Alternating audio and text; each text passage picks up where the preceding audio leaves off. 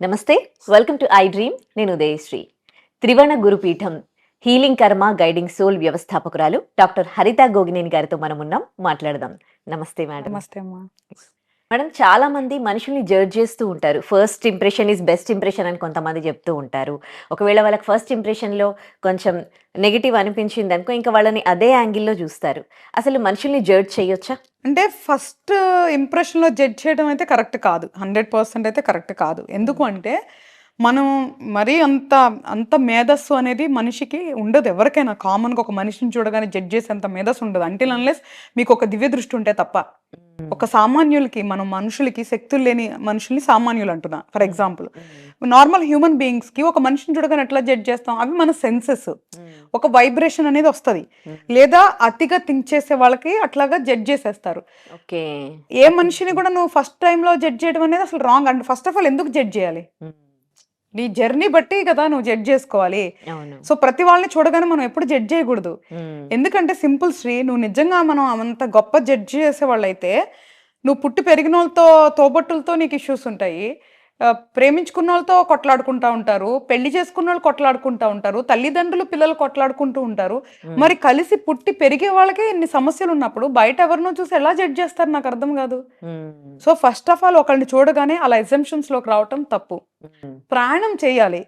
ఒకవేళ అది ఫ్రెండ్షిప్ అయినా బిజినెస్ అయినా చేసిన తర్వాత నీకు అప్పుడు తెలుస్తుంది వాళ్ళ బిహేవియర్ బట్టి రిజల్ట్స్ వస్తుంది కదా, అప్పుడు అర్థం చేసుకోవాలి తప్ప ఒక్క కన్క్లూజన్తో ఎప్పుడు ఎవరితో జర్నీ చేయకూడదు. సో అలా అంటారు అంటే దట్ ఈస్ వాళ్ళ సైకలాజికల్ స్టేట్ ఆఫ్ మైండ్ అనమాట. సో అది అన్నిసార్లు కరెక్ట్ అవ్వదు, అన్నిసార్లు తప్పు అవ్వదు. సో ఇట్స్ జస్ట్ ఫీలింగ్స్, అట్లాంటివి వదిలేసేయాలి. ఎవరిని చూసినా ఒక మంచి హ్యూమన్ బీయింగ్ లా చూడండి. అంటే నువ్వు బ్యాడ్ ఎక్స్పీరియన్స్ అవ్వకుండా ఒకళ్ళు ఎందుకు జడ్జ్ చేయాలి? అంటే వాళ్ళకి మెంటాలిటీ ఇష్యూస్ ఉన్నాయి అంటున్నా నేను. ఒక మనిషిని చూడగానే జడ్జ్ చేస్తున్నారంటే వాళ్ళకి ప్రాబ్లమ్స్ ఉన్నాయని అర్థం సైకలాజికల్ గా. ఇంకా కొంతమంది ఎలాంటి సజెషన్స్ ఇస్తారంటే, కీడించి మేలించాలి, ఫస్ట్ ఎవరితోనైనా కానీ నువ్వు పరిచయం పెంచుకొని ఇంకా ముందుకు వెళ్ళాలి, ట్రావెల్ చేయాలి అని అంటే వాళ్ళు ఎవరిలోనైనా సరే కీడించి మేలించమంటారు. అట్లా కీడించుకుంటూ పోతే మన లైఫ్లో ఎవరు ఉండరేమో కదా అనిపిస్తుంది నాకేమో. అంటే నీకు మంచి రిలేషన్ చెడు రిలేషన్స్ నీ కర్మానుసారం వస్తాయి. వాటి నుంచి నువ్వు తప్పించుకోలేవు. ఫస్ట్ ఆఫ్ ఆల్ ఎంత మేధావైనా సరే ఒకళ్ళు నువ్వు ఎంచుకున్నా కూడా, వాళ్ళకి ఎంత మేధాశక్తి ఉన్నా కూడా, ఫైండ్ అవుట్ చేసినా కూడా తప్పించుకోలేరు కర్మ నుంచి. సో కీడెంచి మేలించు అనేది ఏంటి అంటే బేసికల్ గా పనుల్లో ఉంటుంది, మనుషుల్లో కాదు. అది బేసికల్ గా కీడెంచి మేలించాలనేది it is related to the work. అంటే మనం చేసే పనులకి సంబంధించింది కీడెంచి మేలించాలి అన్నప్పుడు. అంటే ఏదైనా పని చేసేటప్పుడు దానికి ప్రోన్స్ ఏంటి కాన్స్ ఏంటి అనేది చూసుకోవాలి. నువ్వు ఒక వ్యాపారం పెట్టాలనుకుంటున్నావు, ఫర్ ఎగ్జాంపుల్ చెప్తున్నా శ్రీ, నువ్వు ఒక వ్యాపారం పెట్టాలనుకుంటున్నావు, మణికొండలో నువ్వు రెస్టారెంట్ పెట్టాలనుకుంటున్నావు ఫర్ ఎగ్జాంపుల్. ఇక్కడ కీడించి మేలించాలి అన్నప్పుడు ఏంటి అంటే అర్థం, నువ్వు రెస్టారెంట్ పెడితే నేను సక్సెస్ అయిపోతాను అనేది మేలు, దట్ ఈస్ గుడ్ థింకింగ్. కానీ ఈ ఏరియాలో పెడితే మనకి వర్కౌట్ అయిద్దా లేదా, ఓకే, ఈ ఏరియాలో ఎలాంటి కైండ్ ఆఫ్ ఫుడ్ పెట్టాలి, నువ్వు ఓపెన్ చేస్తే మనుషులు వస్తారా లేదా, ఇది కీడు అనమాట. అంటే కీడెంచి మేలించాలి. గుడ్ ఎలాగో గుడ్డే జరుగుతుంది, కానీ అక్కడ ఉండే నెగిటివిటీస్ అంటే కాన్స్ ఏంటి అనేది చూసుకోవాలి అనేది కీడించి మేలించాలని చెప్పి పనుల విషయంలో చెప్పారు తప్ప మనుషుల విషయంలో అసలు చెప్పలేదు నా నాలెడ్జ్ ప్రకారం అయితే. అండ్ రెండోది, ఒకవేళ ఎలాంటి విషయాలు నువ్వు చెప్పొచ్చు, నీకు ఒకళ్ళు పరిచయం అయ్యారు, వాళ్ళకి ఒకవేళ ఏదన్నా బ్యాడ్ బ్యాక్గ్రౌండ్ ఉంది అనుకుందాం, వాళ్ళ మీద ఏదో కేసులు ఉన్నాయి లేదంటే ఏదన్నా ఉంది అనుకో, అప్పుడు నువ్వు కొంచెం జాగ్రత్త పడటంలో తప్పు లేదు. అంతే తప్ప మనిషి కనపడగానే ఎట్లా జడ్జ్ చేస్తారు? ప్రతి సోలు లో మంచి ఉంటది, చెడు ఉంటది. కొన్ని సోల్స్ అచ్చంగా మంచిగా ఉండొచ్చు, కొన్ని సోల్స్ అచ్చంగా చెడే ఉండొచ్చు. అది వెంటనే గమనిస్తాం, ఎవరి తరం కాదు. ప్రాణం చేస్తేనే తెలుస్తుంది. కాబట్టి చూడండి, అబ్జర్వ్ చేయడం తప్పులేదు శ్రీ. అబ్జర్వ్ చేసి అర్థం చేసుకోవాలి. ఏదో అంటే కలవగానే అన్ని ఇచ్చేసుకొని అన్ని పుచ్చేసుకోకుండా సమయం తీసుకోమంటున్నా, అంతే తప్ప first impression is the best impression అంటే లుక్ వైజ్ గా, not the character wise. Nobody can judge you at the first sight. It takes so much time, maybe days, years. So ఒక మనిషిని జడ్జ్ చేసే capacity ఉంటే ఎందుకు ఇన్ని గొడవలు, ఇన్ని కేసులు, ఇన్ని చట్టాలు, ఇన్ని police stations? No, that is foolishness. Okay.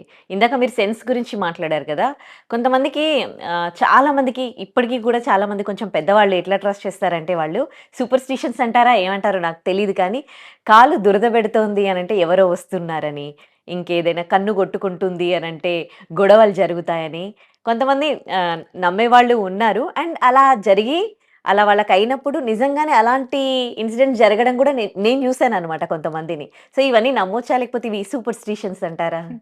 ఇవి దీంట్లో కొన్ని యాదృచ్ఛికంగా జరుగుతాయి శ్రీ. హ్మ్. అంటే వాళ్ళు 10 సార్లు చెప్తే 2 సార్లైనా జరుగుతాయి అనుకుంటారు మనోళ్ళు. హ్మ్. అవ్వని 8 సార్లు ఎవరు పట్టించుకోరు. హ్మ్. ఎందుకంటే సెల్ఫ్ సాటిస్ఫాక్షన్. వాళ్ళకి ఆత్మ సంతృప్తి ఏంటంటే నేను అనుకున్నది 10లో ఒక్కసారి జరిగినా జరిగింది అనే తృప్తితో ప్రూవ్ చేసుకోవాలనుకుంటారు. హ్మ్. అలాంటివి ఏముండవు.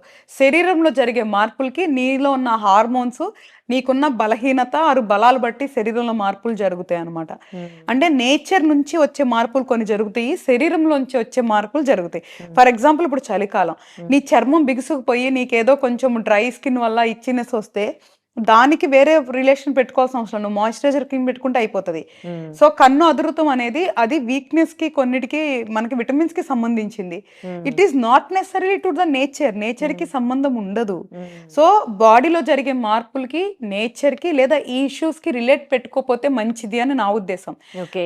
ఇవన్నీ కూడా సైకలాజికల్ ఇష్యూస్ అంటున్నా నేను. ఓకే.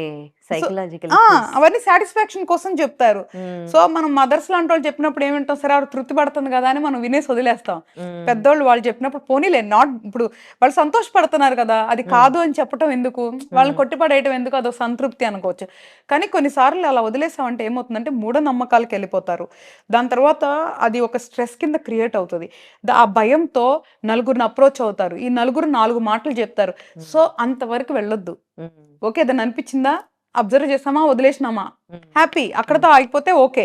బియాండ్ ఎళ్ళొద్దు. సో, ఇట్లాంటియేమి జరగవు అంత ఈజీగా అందరికీ గూడా. హ్మ్. సో, ఎంతో సాధన చేస్తే తప్ప కొన్ని సెన్సెస్ రావు. ఓకే. లేదా కొంతమందికి సాధన చేయకుండా వచ్చింది అంటే గనక అదొక బ్లెస్సింగ్ వల్ల వస్తది. హ్మ్. So, it is very, very, very rare cases అనమాట. ఓకే.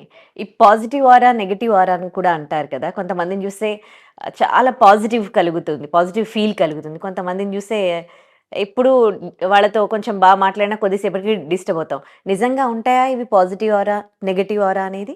ఉంటాయి. హ్మ్. ఆ 2 ఉంటాయి. ఎందుకంటే ఆరా ఈస్ ట్రూ. మన హ్మ్. దగ్గర ఉండే ఆరా ట్రూ. పాజిటివ్ ఆరా, నెగెటివ్ ఆరా ఎట్లా వస్తదంటే ఫస్ట్ స్టెప్ మన థింకింగ్ ప్రాసెస్ బట్టి వస్తది. హ్మ్. నంబర్ 1 అంటే వెరీ నార్మల్ పీపుల్ దగ్గర నుంచి చెప్తున్నా.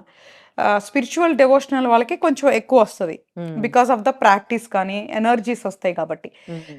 మామూలుగా జనరిక్‌గా చూసుకున్నప్పుడు మన థాట్ ప్రాసెస్ బట్టి మన ఆరా ఉంటది.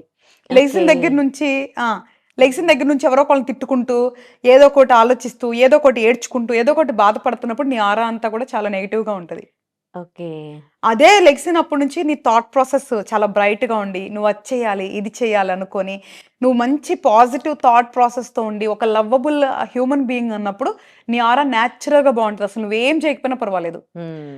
సీ మన thought process everything runs from here. హ్మ్. ఇక్కడే ప్రతి ఒక్కటి నడుస్తది. హ్మ్. ఈ ఇక్కడ నడిచేది ఏదైతే ఉందో దాన్ని మనం కంట్రోల్ పెట్టుకొని, ఒక పద్ధతిలో రిఫైన్ చేసుకొని, బయటికి ఎగ్జిక్యూషన్ చేసినప్పుడు లైఫ్ చాలా బెటర్‌గా ఉంటదనమాట.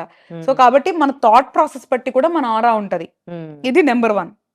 నంబర్ 2 వచ్చేసరికి డివోషనల్‌గా మంచిగా పూజలవి చేసుకొని, మన పరిసరాలంతా శుభ్రంగా ఉంచుకుంటున్నప్పుడు హ్యాపీనెస్‌తో ఇంకొంచెం ఆరా పెరుగుతది. హ్మ్. థర్డ్ థింగ్ స్పిరిచ్యువల్‌గా మంత్ర సాధన చేసినప్పుడు, మెడిటేషన్ చేసినప్పుడు ఇంకా నీ ఆరా స్ప్రెడ్ అవుతది ఇంకా బిగ్‌గా. ఓకే. సో, ఆటోమేటిక్‌గా వాళ్ళ మొఖంలో ఒక ఛాయ రావటం, హ్మ్. ఒక గ్లోనెస్ రావటం, ఐస్ బ్రైట్‌గా ఉండటం. హ్మ్. సో, వాళ్ళని చూడగానే మనకి మంచి ఫీలింగ్ కలగటం. ఇవన్నీ నెక్స్ట్ స్టేజ్‌కెళ్ళినప్పుడు జరుగుతాయనమాట. అమ్మ రీసెంట్ డేస్ చూస్తే పిల్లల్లో క్రమశిక్షణ తగ్గిపోతుంది అనిపిస్తుంది. అందరిని అనట్లేదు. కొంచెం మాత్రం అది తగ్గుతోంది. వాళ్ళకి విచ్చలవిడితనము, పైశాచిక ఆనందం ఎక్కువైపోతోంది. రాజేంద్ర నగర్‌లో రీసెంట్‌గా ఒక వీడియో వైరల్ అయిందనమాట. హార్స్ పైన ఒక అబ్బాయి ఎళ్తూ ఉన్నాడు. ఆ చుట్టుపక్కల ఒక 4 టూ వీలర్స్ ఉన్నాయి. రోడ్డు మీద వాళ్ళు గూడా వెళ్తూ ఉన్నారు. నంబర్ ప్లేట్స్ లేవు వాటికి. వాళ్ళు ఆ గుర్రాన్ని హింసిస్తూ ఒక ఆనందపడిపోతూ ఉన్నారనమాట. ఒక మూగజీవిని కొడుతూ, ఒక మూగజీవిని హింసిస్తూ వీళ్ళకి ఏం ఆనందం దొరుకుతోంది? ఎందుకు ఈ లక్షణాలు డెవలప్ అవుతూ ఉన్నాయి? ఇది ఎట్లా కంట్రోల్ అయ్యేది? యాక్చువల్‌గా ఇప్పుడు ఉన్న జనరేషన్‌లో కొన్ని మనం క్రమశిక్షణ తప్పితుంది అన్న మాట వాస్తవం గానీ, అలాని పూర్తి స్థాయి అని చెప్పలేము. హ్మ్. ఎందుకంటే మంచి చెడులనేది భూమి పుట్టినప్పటి నుంచి ఉన్నాయి శ్రీ. అవును. సోషల్ మీడియా అప్పుడు లేదు కాబట్టి అవేర్‌నెస్ అనేది లేకపోయి ఉండొచ్చు. అంతే తప్ప మనుషుల్లో మృగాలు అనేది మొదటి నుంచి ఉన్నారు. హ్మ్. మంచి చెడులు అనేది ఎప్పటినుంచో ఉన్నాయి. ఇప్పుడేంటంటే సోషల్ మీడియా అవేర్‌నెస్ అయిపోయి ప్రతి ఒక్కటి వీడియోలు తీసి పెడతా ఉన్నారు. హ్మ్. ఇప్పుడు కూడా మంచి పనులు చేసే కుర్రాళ్ళు, లేదంటే యంగ్ అవును. జనరేషన్ వాళ్ళు చాలా మంది ఉన్నారు. అంటే అవును. బ్లడ్ డొనేషన్ పని క్యాంపింగ్స్ చేస్తా ఉంటారు. ఫుడ్ డొనేషన్ చేస్తున్నారు. సీ డెవోషనల్‌గా వెళ్తున్నారు. కర్మ సిద్ధాంతాన్ని నమ్ముతున్నారు. ఇట్లా ఉండే జనరేషన్ కూడా ఉన్నారు. ఇప్పుడున్న హ్మ్. Generation is everywhere. హ్మ్. ఇప్పుడున్న జనరేషన్ అంతా ఎవ్రీవేర్. కాతే క్రమశిక్షణ ఎక్కడ తగ్గింది అంటే, ఇప్పుడేమైంది అంటే జనరేషన్ కొంచెం బ్యాకెళ్తే వుమెన్ వర్కింగ్ హ్మ్. అనేది పెరిగిపోయింది. పర్సెంటేజ్ పెరిగిపోయింది. అంటే ఒక హౌస్ హోల్డ్ గనక వాళ్ళనుకున్న స్థాయిలో హ్యాపీగా ఉండాలంటే ఇద్దరు సంపాదించాలి అని హ్మ్. సంపాదన శక్తి కోసం ఇద్దరు పనిచేయటం మొదలుపెట్టారు. హ్మ్. అప్పుడు పిల్లల్ని ఎవరు చూసుకుంటున్నారు? ఎయిదర్ కేర్ టేకర్స్ గానీ, వాళ్ళ ఇంట్లో పేరెంట్స్ గానీ ఇట్లా చూసుకుంటారు. అవును. చూసుకున్నప్పుడు ఏం చేస్తారు? వాళ్ళొక ప్యాంపరింగ్ గారాబమైన ఎన్విరాన్మెంట్‌కి ఎళ్ళిపోతున్నారు. హ్మ్. లేదా కొంతమంది ఇంట్లో ఉండే పేరెంట్స్ గూడా వాళ్ళు సోషల్ మీడియాకి అలవాటైపోయి పిల్లలకి కూడా ఒక ఫోన్ ఇచ్చేసేసి వీళ్ళు హ్మ్. ఎంజాయ్ చేస్తున్నారు. వాళ్ళని చిన్నప్పటి నుంచే గ్యాడ్జెట్స్ వరల్డ్‌కి అలవాటు చేస్తున్నారు. హ్మ్. సో, ఇక్కడ హ్యుమానిటీ తగ్గిపోతుంది. హ్మ్. అది జనరేషన్ ఇప్పుడు జనరేషన్ అలా చూస్తున్నావంటే, దాని బిఫోర్ జనరేషన్ కూడా అలాగే ఉండుంటేనే, హ్మ్. ఇప్పుడున్న జనరేషన్ నువ్వు అలా చూడగలుగుతావు. దాని బిఫోర్ 2 జనరేషన్స్ ఉండాలి. హ్మ్. లేదు అంటే సడెన్‌గా ఇప్పుడు ఎక్కడి నుంచో పుట్టుకు రారు నాన్న వీళ్ళంతా. కరెక్ట్. వీళ్ళంతా అశ్రద్ధ చేయబడి ఉన్నారు. హ్మ్. తల్లిదండ్రులు కంట్రోల్‌లో, డిసిప్లిన్‌లో పెరగకుండా అశ్రద్ధ చేయబడి ఉన్నారు. హ్మ్. ఈ తల్లిదండ్రులు వాళ్ళ జీవితాలు చూసుకోవటం గానీ, లేదా వాళ్ళు సంతోషంగా ఉండటానికి వీళ్ళని మెకానికల్ వరల్డ్‌లో పడేయటం వల్ల హ్మ్. వాళ్ళు గ్యాడ్జెట్స్‌కి అలవాటైపోయి, సోషల్ మీడియాకి అలవాటైపోయి, మేబీ కొంత మానవత్వత అనేది తగ్గి, కొంచెం ఇట్లాంటి ఆకతాయిగా వెళ్ళుండొచ్చు. హ్మ్. వాళ్ళు నువ్వన్నట్లు వాళ్ళు సీరియస్‌గా చేసుండొచ్చు, ఆకతాయిగా చేసుండొచ్చు. లేదు అంటే ఇట్ ఈస్ ఎనీథింగ్ అయ్యుండొచ్చు. కానీ వీడియోలో కనిపిచ్చేది వేరుండొచ్చు. అక్కడ రియల్‌గా జరిగింది వేరుండొచ్చు. ఇవన్నీ ఎట్లా అయిపోయిందంటే ప్రతి ఒక్కటి వీడియోలు పెట్టేయటం, అదందరూ చూడటం, హ్మ్. దాని గురించి మాట్లాడుకోవడం. అసలు ఎటెళ్తుంది మన జనరేషన్? హ్మ్. ఈవెన్ ప్రతి ఒక్కళ్ళ జీవితం ఎటెళ్తుంది? హ్మ్. అంటే నేనేమంటానంటే, ఆ వీడియోలన్నీ చూస్తానికి అంత ఖాళీగా ఉంటున్నారా? ఆ వీడియోలంతా పెడతానికి ఖాళీగా ఉంటున్నారా? అసలేం చేస్తున్నామనేది మనం ప్రశ్నించుకోవాలి. హ్మ్. ఈ సోషల్ మీడియా అనేది తగ్గితేనే సైబర్ క్రైమ్స్ అనేది తగ్గుతది.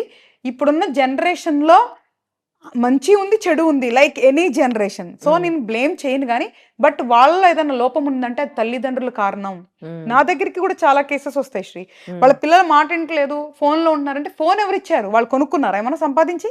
హ్మ్. నువ్వే గదా! అన్నం తినటానికి నువ్వు ఫోన్ ఇవ్వాలి. నీకు ఓపిక లేదు. ఇంకో పని చేయాలంటే ఫోన్ ఇవ్వాలి. వాడు మాట వినాలంటే ఫోన్ ఇవ్వాలి. వాడు ఏడవకూడదంటే ఫోన్ ఇవ్వాలి. హ్మ్. అన్నీ అలవాటు చేసి ఇప్పుడు ఏడిస్తే? హ్మ్. వాడు చదవట్లేదు ఫోన్‌లో ఉన్నాడంటే నువ్వే కదా వాడిని అలాంటి మెకానికల్ వరల్డ్‌లో వాళ్ళని ఎడిక్ట్ చేసింది తల్లిదండ్రులు గదా! హ్మ్. సో, తల్లిదండ్రుల పెంపక లోపం వల్లే ఒకవేళ ఈ జనరేషన్‌లో ఏదన్నా లోపం ఉంటే, అంతే తప్ప ఇప్పుడున్న జనరేషన్ నేననను. ఇప్పుడున్న జనరేషన్‌లో మేధావులున్నారు. హ్మ్. ఎంతో గొప్ప గొప్ప విద్యలున్నాయి. అయి మిస్‌యూజ్ చేయబడుతున్నాయి ప్రాపర్ గైడెన్స్ లేక. హ్మ్. సో, కాబట్టి ఇప్పుడున్న జనరేషన్స్‌లో ఉన్న ఆణిముత్యాల్ని మనం ప్రాపర్‌గా ట్రైనింగ్ చేసుకుంటే చాలా అద్భుతమైన జనరేషన్ వస్తది నెక్స్ట్. ఓకే. మన జీవితంలో జరుగుతున్న ప్రతి సంఘటన కూడా ఇది కర్మ ఫలితమా? లేకపోతే దైవ సిద్ధాంతమా అండి? ఇప్పుడు నేనొక యాంకర్‌గా మీ ముందు కూర్చున్నాను. మీరు కర్మ సిద్ధాంతం తెలుసుకొని మీరు ఒక హోస్ట్‌గా నాకు చెప్తూ ఉన్నారు. అంటే నా కర్మ ఫలితంగా నేనివాళ ఈ జాబ్ జేస్తూ ఉన్నానా? లేకపోతే దేవుడు తలచాడు నాకు ఈ విధంగా రాసాడు కాబట్టి నేను ఇప్పుడు ఈ పొజిషన్‌లో ఉన్నానా? మీరైనా, నేనైనా, ఎవ్వరైనా. ప్రతిదానికి అయితే మాత్రం ఒక కనెక్షన్ అయితే ఉంటది శ్రీ. ఏది గూడా ఊరికే అయితే జరగవు. హ్మ్. కంపల్సరీగా ఒక కనెక్షన్ అనేది ఉంటది. హ్మ్. కొన్నిసార్లు కోయిన్సిడెంట్ కూడా గావచ్చు. అంటే యాదృచ్ఛికత కూడా గావచ్చు. అయితే కర్మ సిద్ధాంతం అనేది దైవం సృష్టించిన ఒక సిస్టమ్ అది. హ్మ్. దైవం కర్మ సిద్ధాంతాన్ని సృష్టించేశారు. ఓకే. అది మనం ఫాలో అవుతున్నాం. హుహుహు. Very simple. ఇదే హైరార్కీ. దైవం, కర్మ, మనిషి. ఇది ఒక సిస్టమ్ అనమాట. హుహు. సో, నువ్వన్నట్లు ఎందుకు నీతోనే నేను మాట్లాడుతున్నానంటే అది పర్పస్. అంటే నువ్వు నా నుంచి తెలుసుకోవాల్సింది ఏదైనా ఉండుండొచ్చు. ఇది నీ ద్వారా 10 మందికెళ్ళాలని రాసుండుండొచ్చు. సో, నీకు ఏదైతే తెలుసుకోవాలనుకుంటున్నావో, లేదా 10 మంది తెలుసుకోవాలి అనుకునేది నీ ద్వారా అడిగించొచ్చు. హ్మ్. సో, వీటిలన్నిటికి కూడా ఒక మీనింగ్‌ఫుల్ రిలేషన్ ఉండొచ్చు. లేదా ఇది సింపుల్‌గా ఒక యాదృచ్ఛికంగా కూడా జరిగుండొచ్చు. హ్మ్. సో, కంపల్సరీగా నేనైతే ప్రతిదానికి ఒక మీనింగ్ ఉంటది అనైతే నేను నమ్ముతాను బేసికల్‌గా. ఓకే. ఇప్పుడు మనం ఏం మాట్లాడుతున్నాం, మనం చేసే పనులు కావచ్చు, ఏదైనా సరే మనం మాట్లాడే మాటలు కావచ్చు, మన కర్మను దానికి మనకు కర్మ ఉంటుందా దానివల్ల? ఉంటది గదా! హ్మ్. ఇప్పుడు మరి యాక్చువల్‌గా ఏంటంటే మళ్ళీ ఇక్కడ ఒక ఇదేంటంటే ఇది ఇది ఒక పెద్ద లూప్ అని జెప్పాను గదా! హ్మ్. మనం మాట్లాడే ఏదైతే ఇది ఉందో, హ్మ్. ఈ భాష గాని, ఆ పద్ధతి గాని మనకి గ్రహాల నుంచి వస్తది. అంటే మన హుహుహు. గ్రహాలు సపోజ్‌గా సెకండ్ హౌస్ స్పీచ్ రిప్రజెంట్ చేస్తది. హ్మ్. ఆ రెండో ఇంటికి అధిపతి ఏ గ్రహం, ఎలా ఉన్నారు అనే దాన్ని బట్టి మన మాట తీరు ఉంటది. హ్మ్. మనం మాట్లాడేది ఉంటది. అంటే కొంతమంది దురుసుగా మాట్లాడతారు. హ్మ్. కొంతమంది చెడు మాటలు మాట్లాడతారు. కొంతమంది బూతు మాటలు మాట్లాడతారు. హ్మ్. కొంతమంది మంచి మాటలు మాట్లాడతారు. హ్మ్. కొంతమంది ఓన్లీ దైవం గురించి మాట్లాడతారు. ఇప్పుడు కొంతమంది ధర్మం గురించి మాట్లాడతారు. ఇలా మాట్లాడేదానికి కూడా ఆల్రెడీ ఫిక్స్‌డ్ ప్రోగ్రామే. ఓకే. సో, ఆ గ్రహం వాళ్ళతో అలాగా మాట్లాడిస్తదనమాట. హుహుహు. అది కూడా కర్మానుసారం వచ్చటం వల్లే జరుగుతది. ఇప్పుడు ఇక్కడ మనం కరెక్ట్ చేసుకోవాల్సిందేంటి? మంచిగా మాట్లాడేవాళ్ళు కరెక్ట్ చేసుకోవాల్సింది ఏం లేదు. హ్మ్. మంచిగా మాట్లాడుతున్నారు కాబట్టి. చెడుగా మాట్లాడేస్తారు కదా! వాళ్ళు కొంచెం ఆలోచించుకోవాలి. హ్మ్. ఇది ఏదో చెడు కర్మ వల్ల నేనిట్లా మాట్లాడుతున్నా. కాబట్టి ఈ కర్మ నుంచి నేను బయటికి రావాలి అని వాళ్ళు చెడుగా మాట్లాడటం సప్రెస్ చేసుకోవాలి. చెడు మాటలొచ్చినప్పుడు కంపల్సరీగా షట్ డౌన్ జేసుకోవాలి వాళ్ళని వాళ్ళు. హ్మ్. కొత్త కర్మను సృష్టించొద్దు. ఒకవేళ నీకు పాత కర్మ వల్ల నువ్విప్పుడు ఇలా మాట్లాడేదానికి నీ మైండ్ ప్రేరేపిస్తుంది గదా! హ్మ్. కంట్రోల్ జేసుకోవాలి. అలా కంట్రోల్ చేసుకున్నప్పుడు చాలా పెద్ద అచీవ్‌మెంట్ ఒక మనిషికి. హ్మ్. ఎందుకంటే ఆ కంట్రోల్ చేసుకునే పవర్ లేకే మనం ఈ లూప్‌లో కొట్టుమిట్టాడుతున్నాం.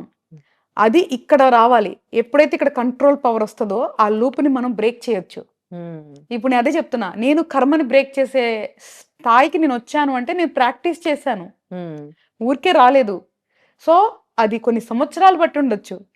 యాహ్! అందుకే నేను చెప్పగలుగుతున్నాను. నేను చేసిందే చెప్తున్నా. మీరు చెయ్యగలిగిందే చెప్తున్నా. కాబట్టి చెడుగా మాటలు గాని జరుగుతుంటాయి గదా! అప్పుడు దాని వల్ల ఏమవుతుంది? ఎందుకది చెడు కర్మ అవుతుంది? హ్మ్. భాష వల్ల అవ్వట్లేదు. హ్మ్. నువ్వు మాట్లాడటం వల్ల, నువ్వు దూషించటం వల్ల ఎదుటి వ్యక్తి బాధపడుతున్నారు గదా! హ్మ్. అక్కడ ఆత్మ ఆ సోల్ ఎప్పుడైతే నీ వల్ల బాధపడుతుందో నీకు చెడు కర్మ తిరిగొస్తుంది. హుహు. కాబట్టి చెడు మాటలు మాట్లాడగూడదు. హ్మ్. నువ్వు క్యాజువల్‌గా నీ ఫ్రెండ్స్‌తో నువ్వు సరదాగా బూతు మాటలు 100 మాట్లాడుకుంటావు. దానివల్ల నీకు చెడు కర్మొస్తదని నేను హ్మ్. చెప్పట్లా. హ్మ్. నువ్వు నీ మాటల వల్ల ఎదుటి వాళ్ళకి బాధ కలిగింది హ్మ్. అంటే, నువ్వు చెడు కర్మని మళ్ళీ మొదలుపెట్టుకున్నావు అని అర్థం. కాబట్టి నువ్వు బాధ పెట్టేలాగా నీ మాట వస్తుంటే, ఓకే. ఇది నాకున్న గ్రహం వస్తుంది. ఆ గ్రహం ఎందుకలా ఉంది? చెడు కర్మ వల్ల ఉంది. కాబట్టి నేను దూషించగూడదు. హ్మ్. నాకు కోపమొచ్చినప్పుడు నేను మాట్లాడగూడదు. నన్ను నేను కంట్రోల్ జేసుకోవాలి అని చెప్పి, మనల్ని మనం కంట్రోల్ జేసుకొని, మనకేదైతే వాళ్ళేదైతే యొక్క ఆవేశము ఇవి హ్మ్. లెవెల్స్ హ్మ్. కామ్ డౌన్ జేసుకున్న తర్వాత మాట్లాడితే మంచిది. ఇది ఓవర్ నైట్‌లో అవ్వకపోయినా ప్రాక్టీస్ చేస్తే కంపల్సరీగా అవుతది. ఓకే. మనం చేసే పుణ్యం పనులు కావచ్చు, ధర్మం వల్ల కావచ్చు, మన కర్మని మార్చుకోవచ్చా మనం? ఇప్పుడు నేను చెప్పేది కర్మ మార్చుకునే పద్ధతులే చెప్తున్నా. హ్మ్. అసలు నువ్వు పుణ్యం చేయకుండా కూడా కర్మ మార్చుకోవచ్చు. నీ హ్మ్. మైండ్ నీ కంట్రోల్‌లో ఉంటే నువ్వు పుణ్యం చేయకపోయినా కర్మ మార్చుకోవచ్చు. హ్మ్. నువ్వు చేసే పుణ్యం పాత కర్మని ఇంతే తగ్గిస్తది.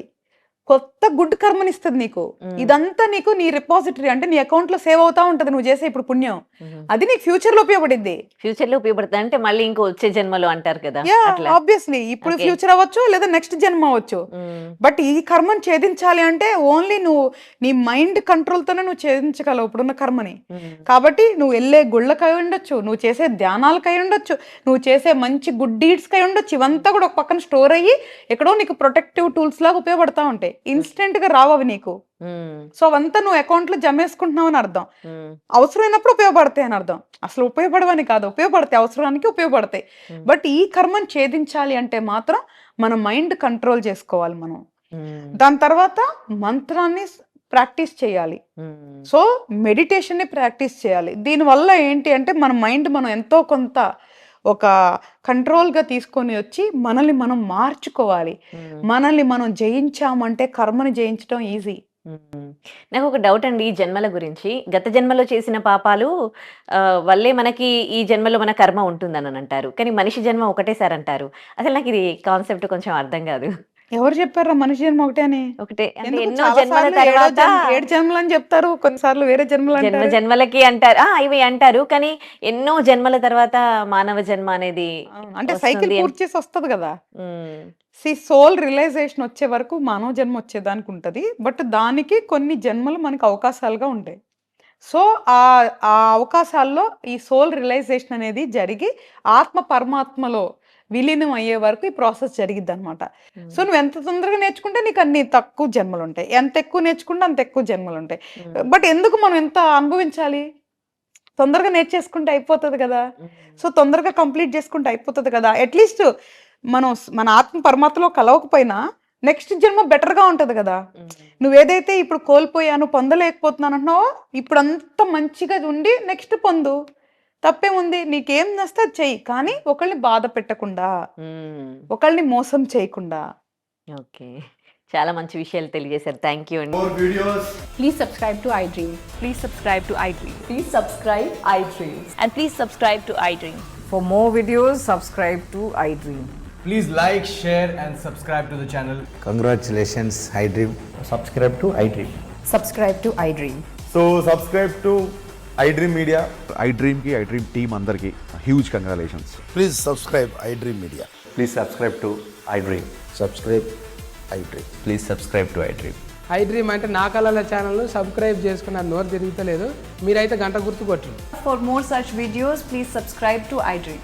Subscribe to iDream. Please subscribe to iDream. Please subscribe iDream Media. Please do subscribe to iDream. Please subscribe to iDream Media. For best entertainment and information, please subscribe iDream. And don't forget to subscribe to iDream.